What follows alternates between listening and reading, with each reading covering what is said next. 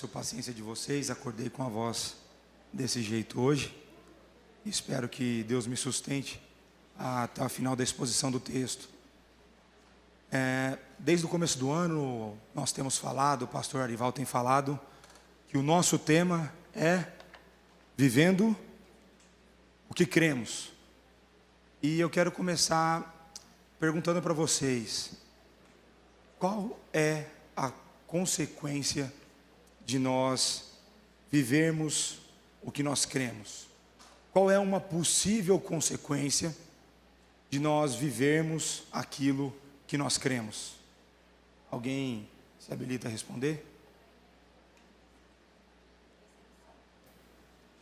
Olhou o título, né? Tô brincando. É a perseguição. Paulo, escrevendo a Timóteo, fala que todo aquele que quiser viver de uma maneira piedosa será perseguido por conta da sua fé. E nos nossos tempos isso não é diferente. Hoje pela manhã o pastor Arival, pregando na carta de Paulo a Timóteo, falou dos dias difíceis que viriam, o tipo de homens que existiriam, as características desses homens. E também é sabido por todos nós que a igreja de Cristo sempre foi perseguida. Desde o seu início, desde o comecinho da existência, o povo de Deus sempre foi perseguido. Essa é uma realidade na nossa vida.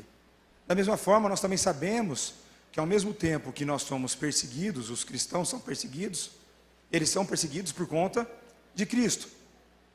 E o pastor Nilson acabou de apresentar na aplicação quem é esse Cristo. Então, qual a consequência de nós sermos perseguidos por conta de Cristo? Nós prevaleceremos. A igreja de Cristo prevalece, ela permanece, ela persevera, ela nunca se extingue, porque é Ele quem sustenta a igreja. E se nós vamos, e o nosso desejo, o desejo do nosso coração, é que de fato nós vivamos aquilo que nós dizemos crer, nós temos que estar preparados para a perseguição. Nós devemos estar preparados para a perseguição. E por isso eu quero tratar com vocês hoje, firmes em meio à perseguição. Firmes em meio à perseguição. Então eu convido os irmãos a abrirem as suas Bíblias no Filipenses, capítulo 4. Eu lerei os versos de 1 a 9. Filipenses, capítulo 4. Eu lerei os versos de 1 a 9.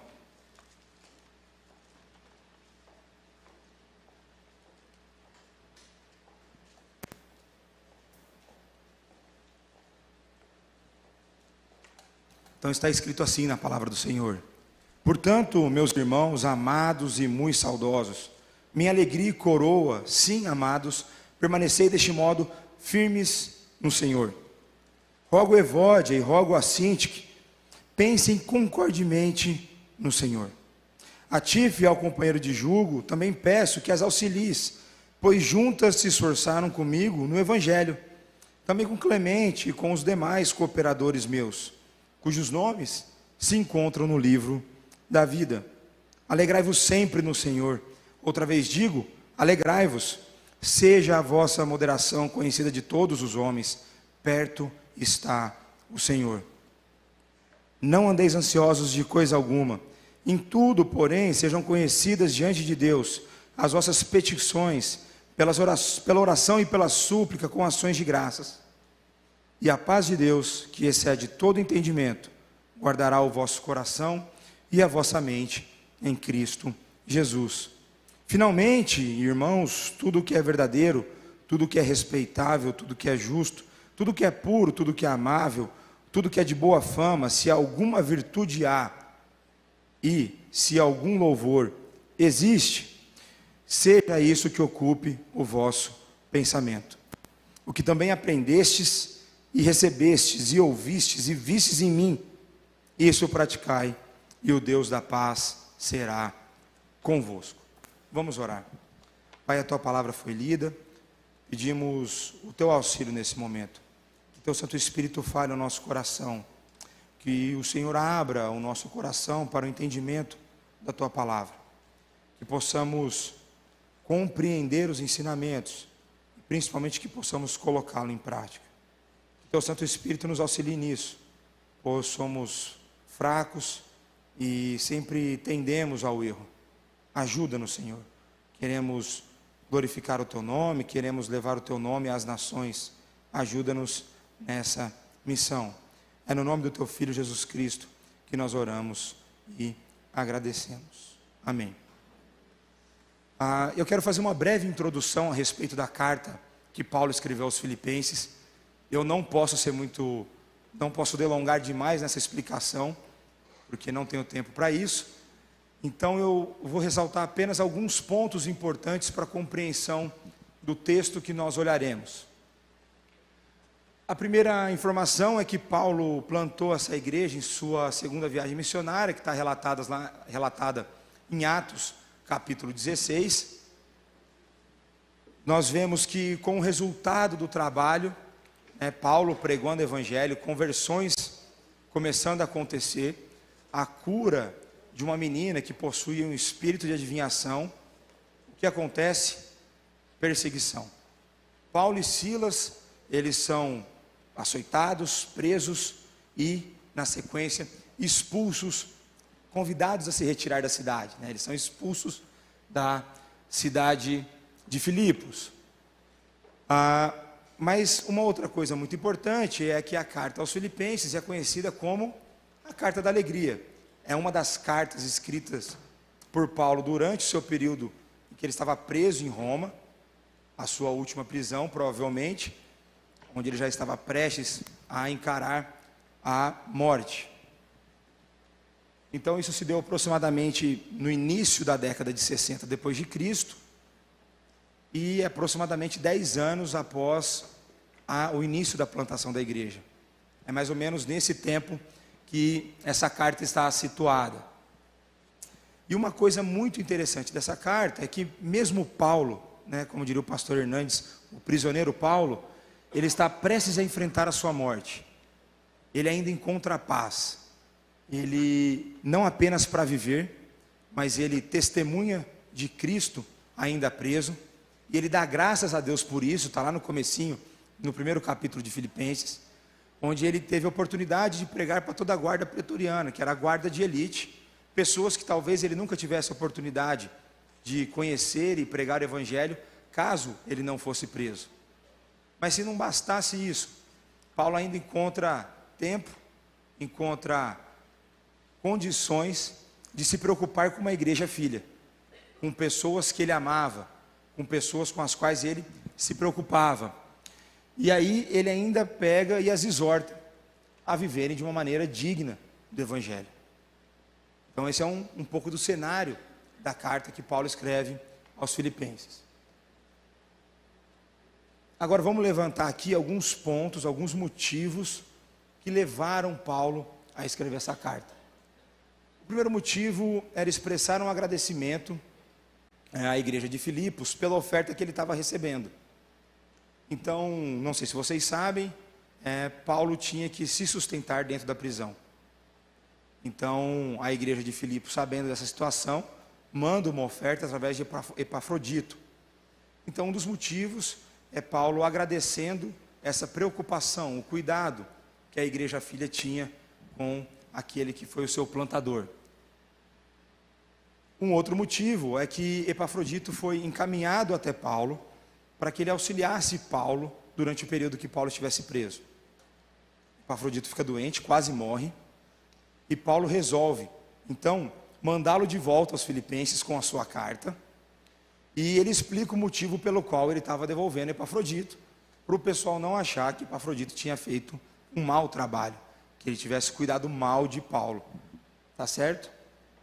E ele informa também a respeito da sua situação em Roma, como ele estava, tudo o que estava acontecendo. Ele também, a gente viu aqui no capítulo, ele faz uma exortação à unidade. Existiam então divisões dentro da igreja.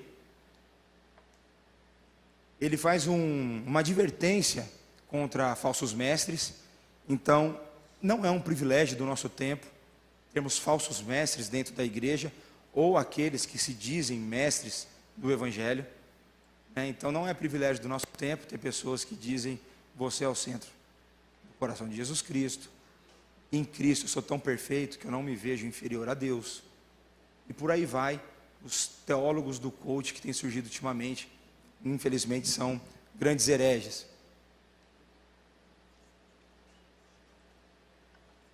E agora eu quero trabalhar com vocês, quase que verso a verso, o que nós lemos aqui, o que de fato Paulo estava destacando, e como que nós podemos pegar essa mensagem que era para os filipenses e trazer para a nossa vida.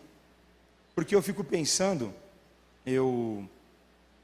minha vida teve uma mudança recentemente, mas eu fico imaginando aqueles que permanecem no mercado de trabalho, aqueles que estão indo à universidade, como deve ser permanecer firme no Evangelho, como deve ser marcar uma posição em que nós sabemos como viver com os nossos diferentes, nós sabemos e devemos amar aqueles que cometem pecados que nós obviamente não concordamos, mas ao mesmo tempo nós temos que nos posicionarmos contra determinadas práticas.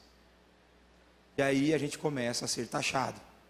Aí nós seremos taxados de homofóbicos, nós seremos taxados de machistas, nós seremos taxados de tantas outras coisas, que na verdade não são verdade, são apenas posicionamentos bíblicos, desde que a gente faça da maneira correta, sempre com amor com o nosso próximo. Então vamos lá, o versículo fala: portanto, meus irmãos, amados e muito saudosos, minha alegria e coroa, sim, amados, permanecei deste modo firmes no Senhor. Quem teve a oportunidade de vir à IBD hoje pela manhã, nós tivemos, além de uma aula de Bíblia, tivemos uma aula de português com o pastor Alberto. E o pastor Alberto estava ensinando aqui chaves para a interpretação do texto, e uma delas é: quando você vir um portanto, um mas, alguma coisa nesse sentido, nós temos que ficar atentos e olhar ao redor desse texto o que está acontecendo. Então Paulo estava assim: portanto o quê? Por conta de que ele está falando portanto? E aí eu convido vocês a olharem para Filipenses 3, dos versos 17 a 21, é o texto imediatamente anterior, que nós chamamos de contexto imediato. Então está escrito assim: irmãos, sede imitadores meus e observai os que andam segundo o modelo que tende em nós, pois muitos andam entre nós, dos quais repetidas vezes eu vos dizia, e agora vos digo até chorando, que são inimigos da cruz de Cristo. O destino deles é a perdição, o Deus dele é o ventre, e a glória deles está na sua infâmia, visto que só se preocupam com coisas terrenas. Pois a nossa pátria está nos céus, de onde também aguardamos o Salvador, o Senhor Jesus Cristo, o qual transformará o nosso corpo de humilhação para ser igual ao corpo da sua glória, segundo a eficácia do poder que detém de até subordinar a si todas as coisas. Portanto, permanecei deste modo firmes. Então o que Paulo está falando aqui anteriormente é: olha, no meio de vocês existem aqueles que são inimigos de Cristo, aqueles que só olham para o seu próprio umbigo, para o seu ventre, aqueles que se preocupam com as coisas terrenas. Mas nós não somos assim. Nós temos a nossa cidadania nos céus, nós somos peregrinos na terra. Então nós não somos como eles, nós temos um outro modelo, é uma outra forma de viver, uma outra forma de agir, e é essa forma que eu quero que vocês permaneçam firmes. Só que forma é essa? Inicialmente, só para pôr alguns detalhes, Paulo demonstra todo o seu amor e todo o seu carinho pela igreja que estava em Filipos, Então, meus amados, muito saudosos, minha alegria, Paulo reconhece como frutos do trabalho que Deus deu para ele, então ele tem de fato um apreço especial pela igreja. Essa exortação, ela visa então encorajar esses crentes a viverem de uma maneira digna, de uma maneira condizente com o Evangelho.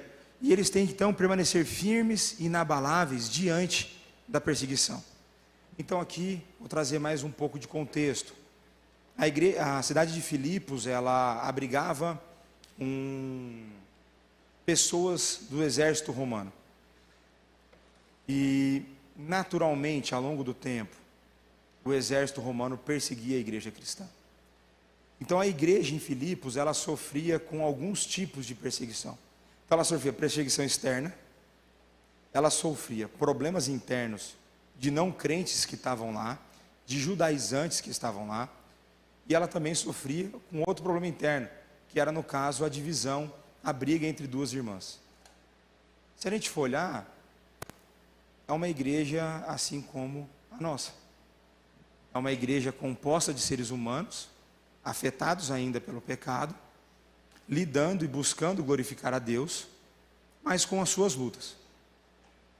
Então Paulo olha e fala assim: olha, está difícil, tem muita coisa acontecendo, eu sei que a perseguição está apertada, mas permaneçam firmes no Senhor. Então a gente vai ver aí que as ênfases que o pastor Nilson deu na aplicação, nós veremos aqui ao longo de todo o texto, do Senhor, no Senhor, de Deus, é sempre Deus em foco, no meio da perseguição. Vamos ver aquele.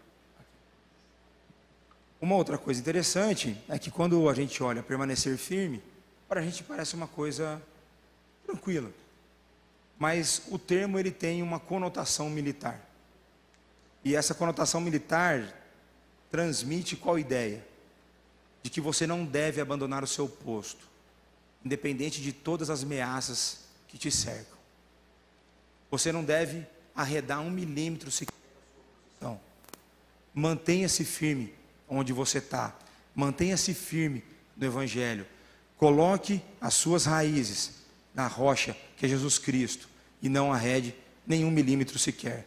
Venha quem vier, doa o que doer, custe o que custar. Essa é a ideia desse termo. Só que este modo, então ele fala, permanecei firmes, né, deste modo. E que modo é esse? É o modo que ele vai explicar daqui para frente. Então agora esse versículo é um versículo de transição. Ele apresenta um problema, ele fala, ó, continuem firmes no Senhor. E agora eu vou falar para vocês, de que maneira vocês devem permanecer firmes. E aí ele começa com os versículos 2 e 3. Rogo a Evódia e rogo a Sintique, pensem concordemente no Senhor. A ti, fiel companheiro de julgo, também peço que as auxilies, pois juntas se esforçaram comigo no Evangelho. Também com Clemente e com os demais cooperadores meus, cujos nomes se encontram no livro da vida. A gente vai ver que esse texto ele é marcado por muitos imperativos. Permanecei, agora rogo, e na sequência nós veremos outros. Então é um trecho marcado por diversas exortações. É um trecho aqui que Paulo está pegando pesado com a igreja. Ele está visando encorajar, mas ele está exercendo uma certa força. Então a gente tem uma situação, 2 irmãs dentro da igreja brigaram. E existia uma divisão, e essa divisão estava instalada dentro da igreja. E para mim o grande ponto aqui é, elas eram crentes. Porque muitas vezes a gente olha e algumas divergências que existem dentro do nosso meio, fala assim, mas fulano ali parece que não é crente. Paulo está afirmando aqui categoricamente, eram 2 irmãs que haviam se esforçado no Evangelho. Então a ideia aqui de você pensar em pessoas que trabalharam com você ao longo da sua estada na igreja, diversos ministérios, tantas coisas que você pode ter feito. Em algum momento aconteceu uma desavença, e essa desavença não foi arrumada. Elas permaneciam crentes, mas ainda estavam brigadas. Provavelmente Paulo fica sabendo isso através de Epafrodito. Então aí Paulo começa a tratar os problemas. E uma coisa muito interessante é que Paulo não toma partido. E como que isso fica claro no texto? Rogo a Evódia e rogo a Sintique. ele pede as duas. E ele pede individualmente as duas. E ele pede não que elas se arrumem de qualquer jeito, não que uma ceda ao pensamento da outra, mas ele pede que elas pensem concordemente no Senhor. Dentro da igreja não tem a minha opinião, não tem a sua opinião. É a opinião de Deus. Naturalmente, em alguns momentos, nós teremos coisas que são, a partir do ponto de vista bíblico, meio que irrelevantes. Vamos pintar uma sala de azul ou de verde. Vamos, esse semestre, na EBD, ensinar Gálatas ou Efésios. E diante de um cenário desse, pode surgir uma desavença.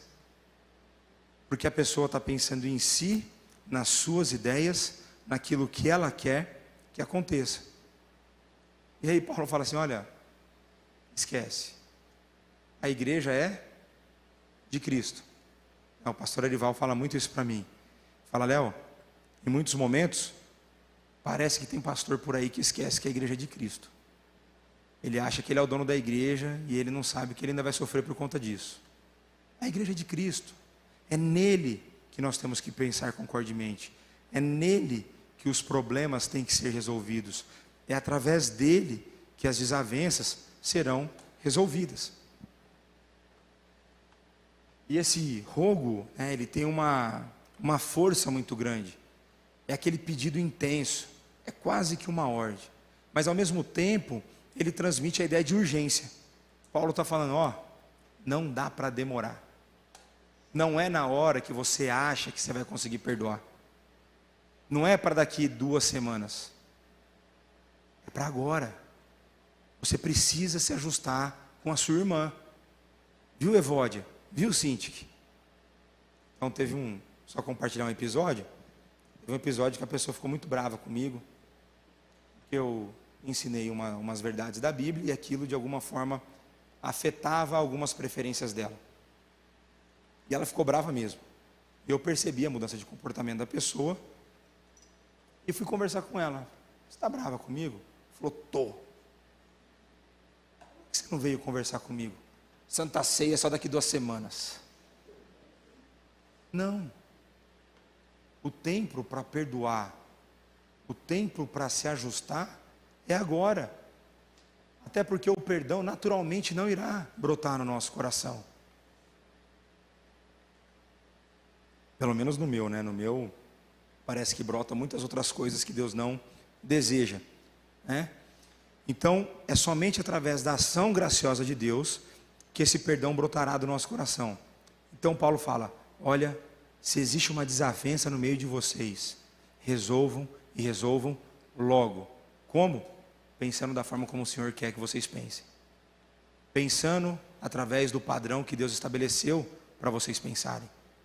E aí, se vocês tiverem dúvidas, vocês procuram o pastor Alberto, que ele pode ajudar vocês com isso.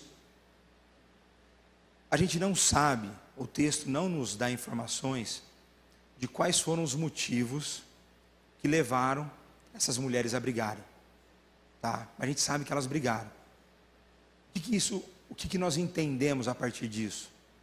Não existe motivo que justifique uma desavença entre irmãos. Não existe motivo que justifique irmãos brigarem. Talvez se Paulo tivesse escrito, vocês brigaram porque lá no trabalho da SAF, vocês discordaram, tal. Talvez a gente falasse, não, é só nesse tipo de situação. Está falando, não tem situação. Não existe motivo. O corpo de Cristo não pode estar desunido. O corpo de Cristo não pode estar brigado. E Paulo, muito sábio, obviamente conduzido pelo Espírito Santo, entende que se essas mulheres não tinham se ajustado até agora, é bem provável que ele precisasse de uma ajuda. Muitas vezes você pode pegar em casamentos, muitas vezes é assim. O marido e a mulher às vezes até pensam a mesma coisa. Só que na hora da comunicação dá algum problema.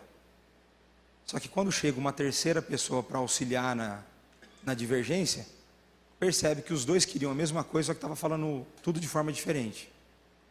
Então o que Paulo está falando é o seguinte, olha, pode existir situações em que seja sábio envolver algum cristão maduro para auxiliar nessa conciliação. Então, aqui outro princípio para a resolução de problemas. A briga não pode existir. Se ela existe e até agora ela não foi resolvida, pode ser que seja necessário uma pessoa sábia, imparcial, que não vai tomar partido, entre nessa história para resolver a briga. Alguns estudiosos acreditam que essa briga surgiu por conta até da perseguição que a igreja sofria. Mas nós não sabemos. Nós sabemos que Paulo está falando, olha, em meio à perseguição, o corpo de Cristo deve permanecer unido. Nós sabemos, eu acredito que você já tenha percebido, que nós vivemos num mundo marcado por conflitos. Nós vivemos num mundo caído. Desde que o pecado entrou, o conflito faz parte. Desde o primeiro casamento, desde o primeiro par de irmãos, desde o início, os conflitos existem. E esses conflitos, eles existem em todas as esferas. Mas nós, como cristãos, somos chamados a viverem, no que depender de nós, a viver em paz, todos. É isso que está lá em Romanos 12. Nós somos convidados, somos convocados, nós somos intimados a viver dessa forma. Uma outra coisa importante é que uma vez que nós somos parte do corpo de Cristo, uma vez que o corpo está em conflito, o corpo todo sofre. Não ache que uma desavença dentro da igreja é simplesmente um problema entre, no caso, você e a pessoa com a qual você se desentendeu. Ele é um problema que gera consequências no corpo todo. O exemplo que eu gosto de dar, quem aqui lembra que tem dedinho ao longo do dia? Dedinho do pé assim, quem lembra? Quando você chuta a quina da cama? Todo mundo chutou a quina da cama, você consegue pensar direito quando você chuta? A primeira coisa que você pensou é uma coisa que você não deveria pensar. Certo? Você provavelmente soltou um elogio que você não deveria soltar. Gente, quem lembra aqui que tem estômago? Não lembro. Mas come uma coisa estragada. Aconteceu comigo essa semana, eu lembrei. Lembrei que eu tinha estômago. Ponto, então, acho que o exemplo do corpo, que é dado lá em 1 Coríntios, é muito interessante. Porque se uma parte do corpo sofre, todo o corpo sofre junto. Se eu tenho uma dor de cabeça, eu já não consigo estudar. Se você tem um mal-estar, você já não consegue desempenhar. E é assim dentro do corpo de Cristo. Só que aí a gente vai piorar o negócio. Porque a união que existe no corpo de Cristo foi comprada pelo próprio Cristo. E quando você, aí Evódia, Cintia, quando nós vivemos em disputas, vivemos em diferenças, nós estamos desprezando a obra realizada por Cristo. A gente não altera a obra dele é perfeita, mas a gente despreza. Mas a gente deixa de lado. É como se a gente se esquecesse que para eu estar aqui com você, ele teve que morrer por nós. Para eu estar aqui com você, ele teve que viver uma vida de obediência, uma vida de sofrimento. E eu simplesmente, por egoísmo, deixo isso de lado e vivo em desavença com meu irmão. Bem cristão, né? Acho que é um exemplo bem bonito. E o único exemplo, eu fiquei tentando achar uma analogia, alguma metáfora para exemplificar isso, para mim parece como uma doença autoimune. Uma vez eu fui quase diagnosticado com uma doença autoimune, eu fui pesquisar, que é basicamente o corpo se atacando. Está todo mundo, teoricamente, funciona corretamente. Aí tem um lugarzinho ali que não funciona. Aí o corpo começa a se atacar. Com esse ataque, o sofrimento. Com esse ataque, o sofrimento. Então, Paulo sai da esfera da divisão, ele sai da esfera em que ele exorta a unidade para o enfrentamento da perseguição, E ele vai para esse versículo que é muito precioso. Alegrai-vos, vamos ler juntos? Alegrai-vos.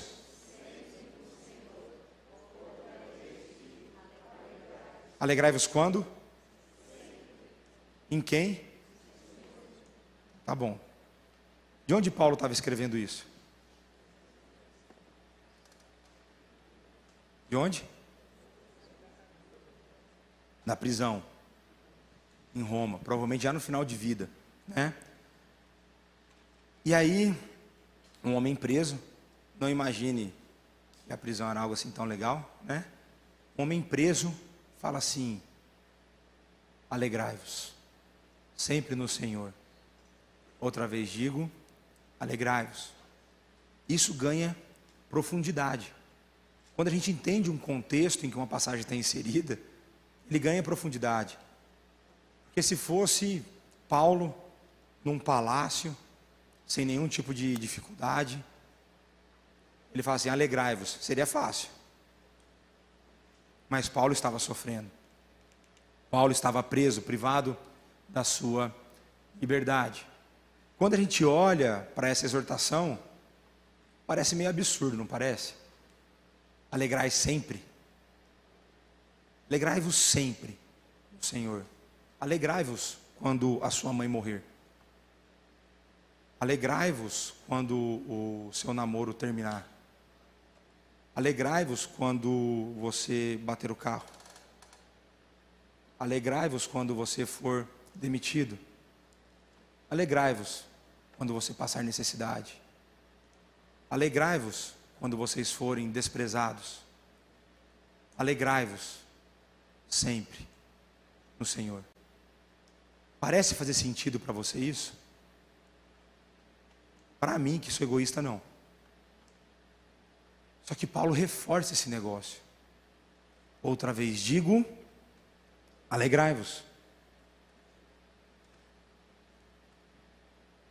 Eu quero primeiro fazer uma diferenciação aqui entre alegria e felicidade. Muitas vezes a gente pode achar que seja a mesma coisa, mas trazendo dentro de um contexto mais bíblico, é possível que a gente faça uma diferença. Quando eu penso numa pessoa que não possui Jesus Cristo como seu Senhor e seu Salvador, a alegria dele vai estar condicionada à felicidade. Então, se a felicidade dele é ter um carro novo, se a felicidade dele é não estar doente, se a felicidade dele é ter um bom emprego, se ele tem, ele está feliz e, consequentemente, ele está alegre. Contudo, para o cristão, a alegria não depende da felicidade. Portanto, eu posso não ter aquilo que eu quero e ainda assim eu sou alegre. Eu não estou falando para você ser aquela pessoa meio boba, assim, tem um acidente, você sai do carro dando risada, estou alegre. Não é isso. Essa alegria é algo sobrenatural que o cristão recebe de forma gratuita de Deus, de forma graciosa. Mas é algo em que você consegue, em meio a uma das maiores dificuldades das suas vidas, estarem aqui prestando culto a Deus. Tem exemplo de um amigo meu, aqui na nossa igreja, em que o filho dele nasceu bem prematuro. Bem prematuro. Foi uma situação bastante complicada e muito difícil. A esposa dele sofreu muito, até para que a criança conseguisse ficar 6 meses na barriga dela, dar o período mínimo para que essa criança nascesse. Essa criança nasceu, um palmo do tamanho de uma mão assim, e ela foi para a UTI naturalmente, procedimentos diversos. E mesmo nessa situação, domingo era o dia que eles estavam aqui, cultuando a Deus. Por quê? Eles possuíam essa alegria. Eles estavam sorrindo quando eles estavam aqui? Naturalmente não. Mas eles conseguiam louvar a Deus. Eles conseguiam se alegrar na salvação que eles têm em Deus. Se a gente for pensar, como o pastor Nilson colocou, o algo de maior valor na nossa vida é a nossa salvação.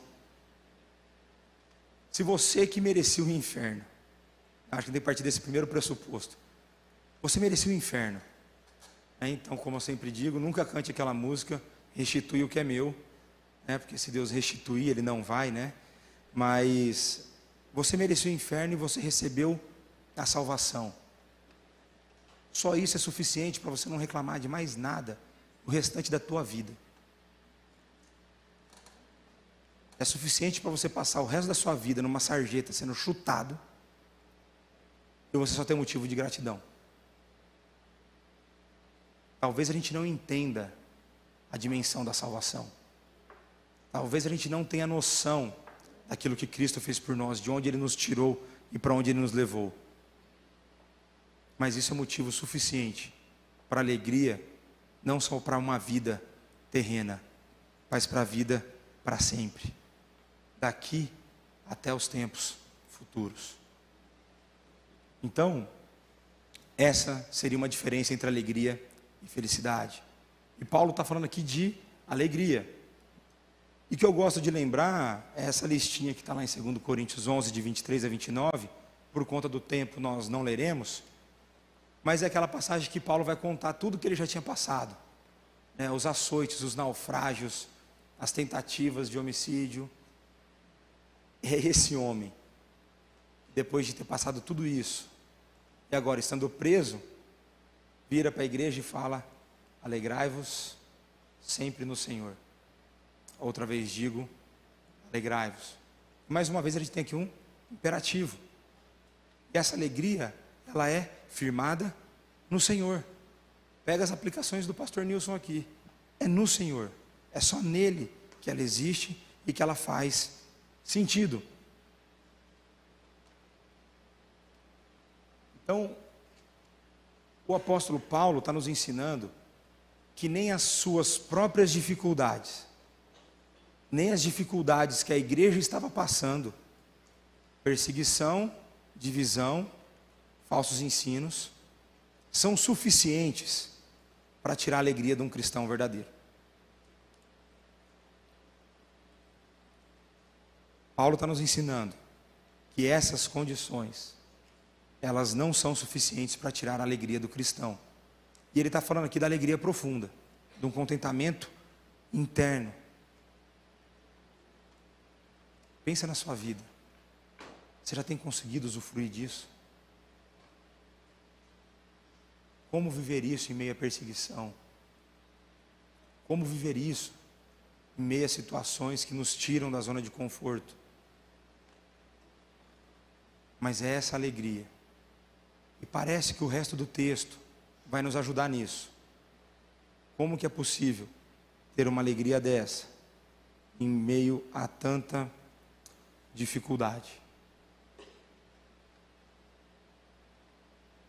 Uma outra coisa importante é que a alegria, ela faz parte do fruto do Espírito. Então a alegria não tem como. Se você tiver o fruto do Espírito, a alegria está no meio. É algo então que nós devemos buscar. É algo que Deus nos dará. Então a gente vai ver já um pouquinho mais para frente como isso se encaixa. E aí vai para o verso 5. Verso 5 é um verso bastante interessante. Então está escrito: seja a vossa moderação conhecida de todos os homens, perto está o Senhor. Então, mais uma vez aqui, Paulo colocando uma exortação de que a moderação deve ser conhecida de todos os homens. E aí é que a gente tem uma dificuldade. Esse termo traduzido por moderação, ele meio que não tem um equivalente nem em português nem em inglês. Nós não temos uma palavra que consiga transmitir exatamente a ideia por trás do termo. Então, um dos comentaristas que eu li, ele chega a citar 10 atributos que fazem parte desse termo. Mas tem algo a ver com gentileza, tem algo a ver com amabilidade, tem algo a ver com longanimidade, e por aí vai. E aí o melhor exemplo é o próprio Senhor Jesus Cristo. Ele é o maior possuidor dessa moderação que o texto está falando. Então quero convidar vocês a abrirem em 2 Coríntios, capítulo 8, verso 9.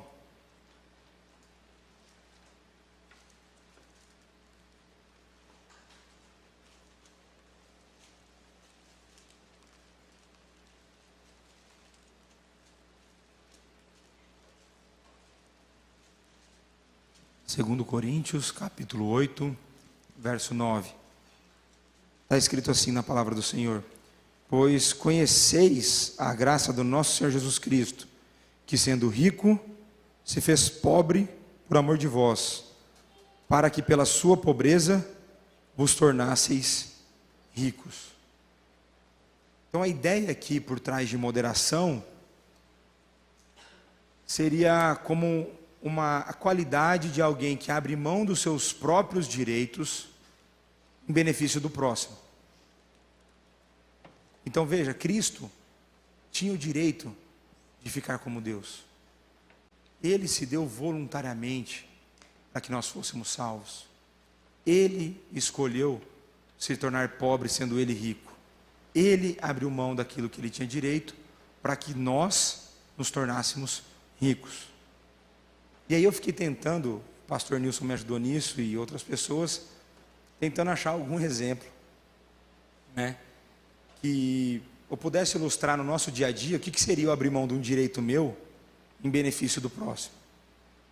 Aí um exemplo que eu pensei é num acidente automotivo, onde o culpado, que não sou eu vejo que a pessoa não tem seguro, eu vejo que a pessoa passa por dificuldades financeiras, e ao invés de eu exigir o meu direito, porque eu tenho por lei, dela cobrir os meus reparos, seria eu abrir mão disso, e talvez inclusive até pagar o reparo dela. Talvez isso seja um pouco parecido com moderação. Um exemplo que o Nilson falou foi: olha, você é professor dentro de uma escola, essa escola vai à falência, e você não recebe os seus direitos trabalhistas, mas você conhece o proprietário, você sabe as dificuldades que ele está passando, e você abre mão do seu direito de receber toda a multa rescisória, toda a sua indenização, em benefício daquela pessoa. Eu falei, tudo bem, vou tentar achar alguma coisa mais do dia a dia. Aí eu pensei no casamento, As mulheres agora vão gostar. Então, por exemplo, você tem lá um combinado com o seu marido, segunda, quarta e sexta, é a mulher que é responsável, por exemplo, por lavar a louça. De terça e quinta, o marido. E depois de um tempo de casado, só pelo jeito que a mulher entra em casa, o homem já tem que saber como que ela está. Você já tem que saber que o dia não foi bom, que o dia foi bom. Se você não pede a Deus essa sabedoria, que isso vai poupar muita coisa na sua vida, muito problema. E aí vamos supor que chegou sexta-feira, era a vez da mulher lavar a louça, e ela já chegou daquele jeito. O marido falou assim: hoje o dia não foi bom. E aí, ao invés do marido exigir o direito dele, que era ela cumprir o combinado dela lavar a louça, ele lava a louça e ele faz o jantar e ele cuida dela. É uma possibilidade. Acho que toda mulher gostaria disso, Não sei o que os homens não fazem, eu não entendo. Gostaria de entender por que eu não faço também. Mas são possibilidades a gente pensar como abrir mão do meu direito para abençoar alguém. De que forma eu abrir mão do meu direito pode testemunhar a respeito de Cristo para alguém. Essa moderação, ela não tem que ser conhecida dentro da igreja. Ela tem que ser conhecida por todos os homens. É um testemunho que não vale apenas aqui. É aqui e lá fora. As pessoas no seu trabalho têm que ver isso em você. É talvez você abrir mão de um dia das suas férias para ajudar algum amigo que está com dificuldade no trabalho.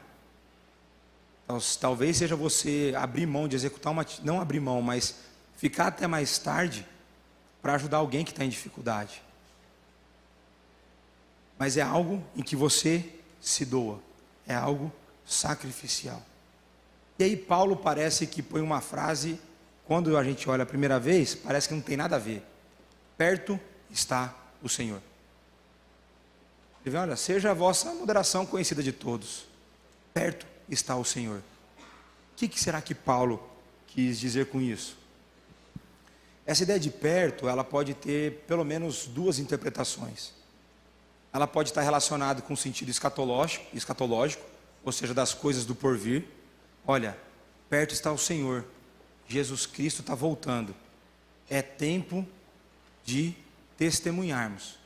É tempo de que a moderação seja conhecida e de que o Evangelho seja propagado. É uma possibilidade. E a outra possibilidade tem a ver com a onipresença do próprio Senhor. Olha, Ele está vendo o que você está fazendo. E para mim aqui a gente pode utilizar as duas possibilidades. Cristo está voltando e ao mesmo tempo Ele está aqui. Ele está voltando para o dia do juízo, mas ao mesmo tempo Ele está conosco até a consumação dos séculos. Portanto, haja de forma moderada. Siga o exemplo daquele que foi o grande exemplo dessa virtude. E aí, para mim, um dos versículos que eu mais gosto na Bíblia, porque é um dos mais difíceis para mim. Eu leio esse versículo e fico pensando, o que falta? O que falta em mim? Então fala assim, ó, não andeis ansiosos de coisa alguma, em tudo, porém, sejam conhecidas diante de Deus as vossas petições, pela oração e pela súplica, com ações de graças. Do que a gente não pode andar ansioso? Alguém aqui é ansioso? Sério que 2 pessoas? Comigo 3. Eu acredito que talvez seja o mal do nosso tempo. Como a gente vive ansioso? Se olhar na minha mão não tem unha, é um negócio horrível, né? Por que a gente anda ansioso? Será para pensar por que você vive ansioso ou ansiosa? Por que será? Eu vou falar que é porque você não conhece esse texto. Talvez você já tenha lido. Você pode saber, mas você não conhece. Você não vive. Você não está vivendo o que você diz crer. E esse texto aqui é a solução. A solução está aqui. Nada, não andem coisa alguma, em tudo, sejam conhecidas diante de Deus. Então Paulo mostra que não existe motivo. E a solução para a ansiedade é o quê? Oração com ações de graças. Agora eu quero que você faça uma reflexão. Como tem sido a sua vida de oração?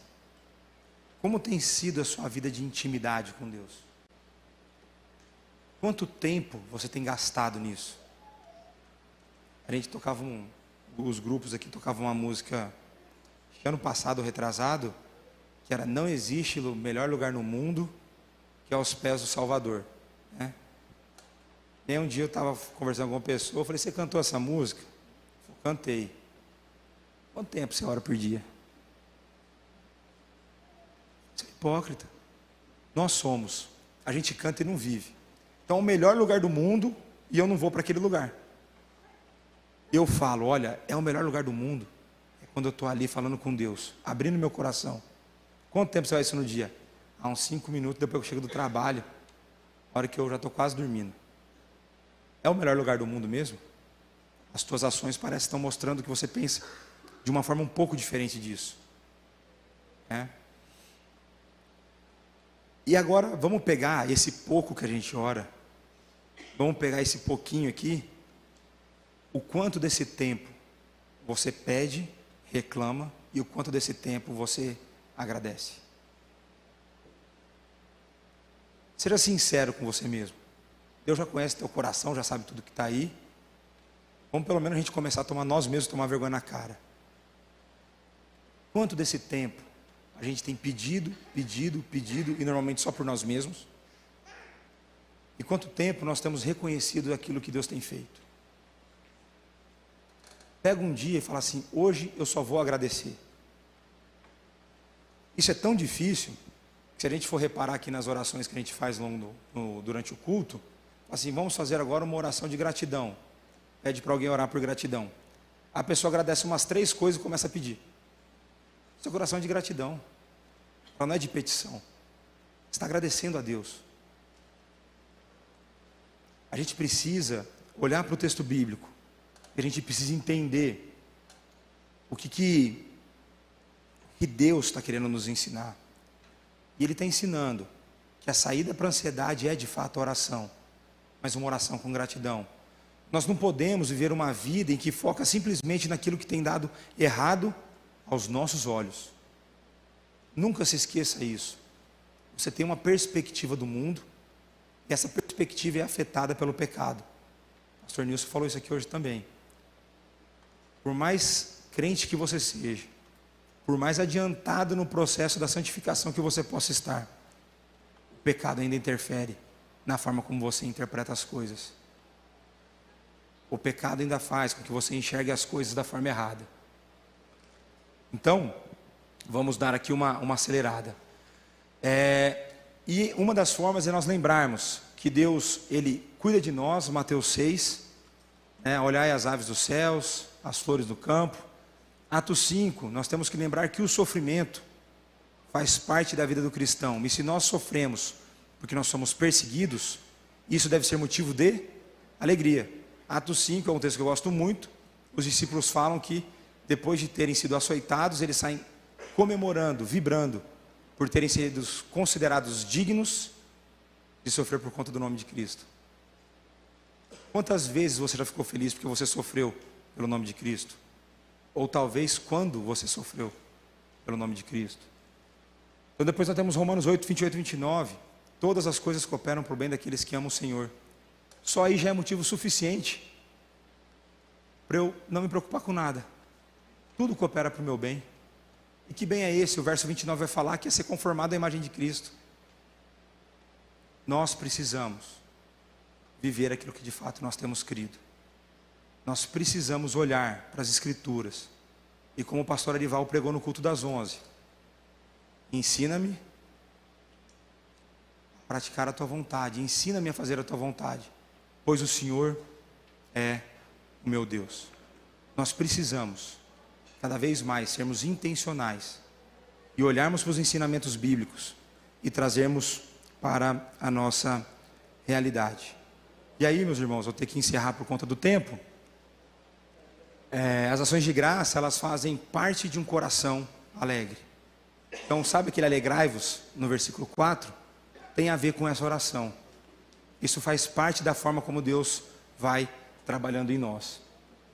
E aí a consequência dessa oração é o oposto da ansiedade, e a paz que excede todo entendimento guardará o vosso coração e a vossa mente em Cristo Jesus.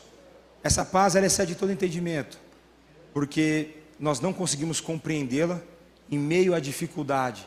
Nós conseguimos ter a certeza de que Deus conduz tudo para o nosso bem, e ela guarda o nosso coração e a nossa mente. A figura aqui, mais uma vez, é uma figura militar, de uma guarda romana, tomando conta do nosso coração e da nossa mente, tomando conta do nosso coração para que a ansiedade não o corroa, e tomando conta da nossa mente para que pensamentos impuros, pensamentos impróprios não venham dominar o nosso ser, a nossa existência. Então, eu acabei me delongando em alguns exemplos. Eu creio que até aqui é suficiente para que a gente possa viver uma vida, buscar viver uma vida diferente.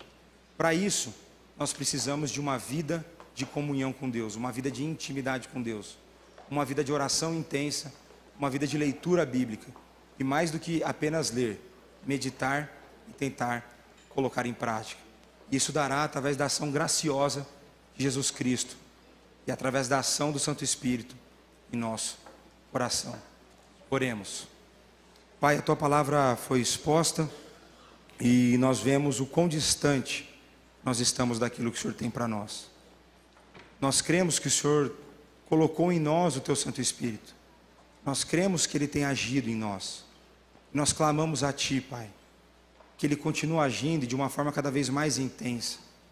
Aumenta em nós, Pai, o desejo de te buscar em oração. Faça com que sejamos gratos ao Senhor em todo o tempo, que possamos derramar os nossos corações diante de Ti, colocando de fato que temos sofrido os nossos problemas, mas também ao mesmo tempo agradecendo por aquilo que o Senhor tem feito.